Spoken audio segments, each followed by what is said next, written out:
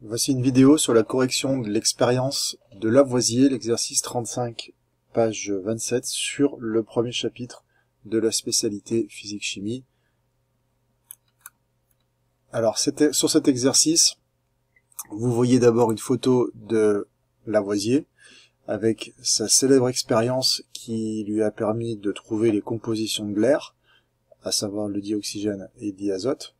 Et il s'est servi en fait d'une verrerie un petit peu spéciale qui était faite à la carte à l'époque. Il faut savoir que Lavoisier avait les moyens d'avoir un joli laboratoire avec pas mal de matériel.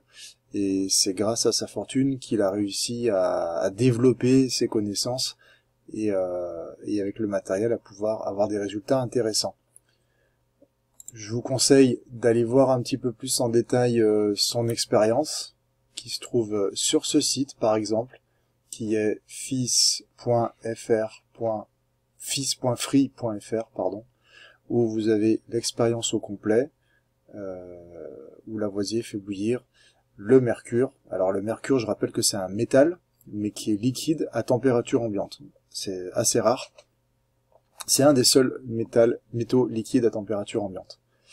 Et donc vous avez cette pièce en verre qui avait été faite par Lavoisier, et ensuite on avait mis une cloche. Voilà, donc c'est ce qu'on appelle une cornue, hein, ça ressemble un peu à une corne, et puis une cloche.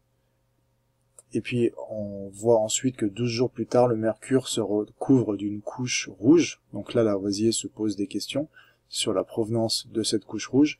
Évidemment, cette couche rouge, c'est un produit de transformation chimique, Lavoisier l'a tout de suite remarqué, et il s'avère que c'est de l'oxyde de mercure. Et c'est comme ça que Lavoisier va mettre en évidence un des réactifs principaux de l'air, qui est l'oxygène, évidemment, pour faire de l'oxyde de mercure. Alors on va revenir à notre exercice.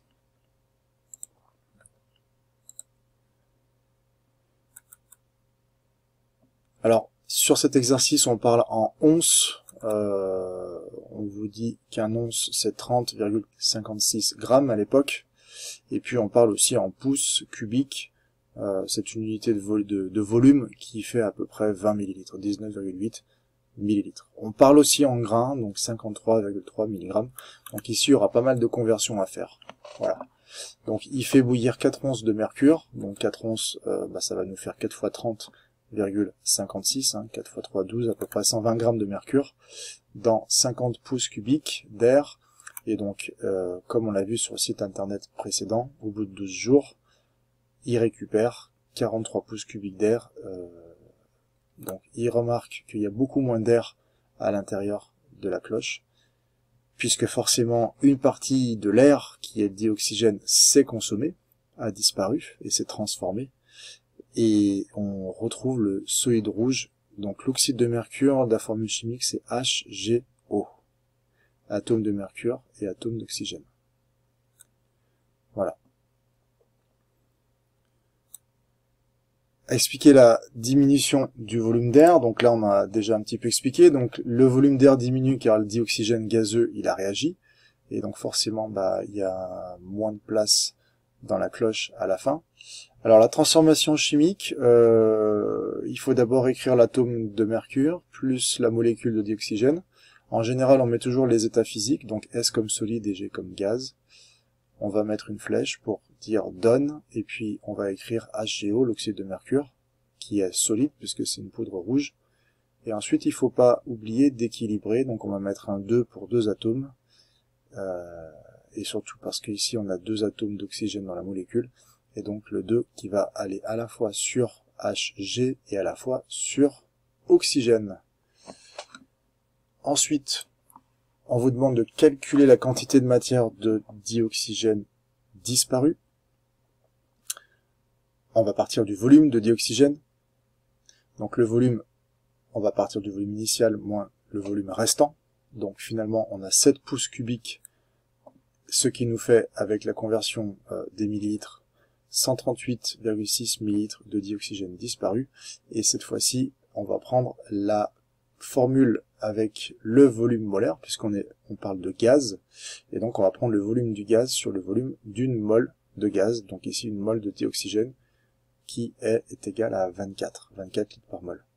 Donc on va trouver une quantité de matière en dioxygène de 5,78 10-3 mol. On vous demande ensuite, sachant que 1 mol de O2 forme 2 mol de HGO, on peut vérifier par rapport à ce qu'on a mis ici. On voit bien que 1 mol de O2, ici il y a un chiffre 1 qui est caché, donne bien 2 mol de oxyde de mercure. Donc sachant cela, on vous demande de calculer la masse d'oxyde de mercure formé. Donc on va passer par les mols. On sait que la quantité de HGO va être égale à 2 fois la quantité de O2 par rapport à notre équation, ici. Et donc on va avoir 11,6 fois 10 moins 3, c'est-à-dire cette quantité-là multipliée par 2. Voilà. La masse molaire de l'oxyde de mercure, on peut la trouver. On prend 200,6 grammes pour la masse molaire de mercure et 16 grammes par mol pour la masse molaire de l'oxygène. Donc on a 216,16 grammes par mol. Et ensuite on n'a plus qu'à faire la masse molaire multipliée par la quantité de matière. Et on trouve finalement une masse de 2,51 grammes de cette fameuse poudre rouge qui est l'oxyde de mercure. Voilà. Enfin, sur la dernière question, on vous demandait de comparer le résultat expérimental obtenu par Lavoisier. Alors la masse expérimentale d'oxyde de mercure est de 46 grains et donc 2,45, ce qui est à peu près la même chose. Si on veut faire un comparatif, on calcule l'écart relatif. L'écart relatif, c'est toujours la valeur théorique ou de référence, donc on a trouvé au départ, à savoir 2,51, moins la valeur de l'expérience, donc 2,45. Et on divise toujours par la valeur théorique. Donc voilà, là c'est une formule générale pour calculer l'écart relatif, et du coup ce nombre, on n'oublie pas de le multiplier par 100 pour le mettre en pourcentage, et donc on trouve 2,4%, ce qui est plutôt précis comme expérience. Voilà.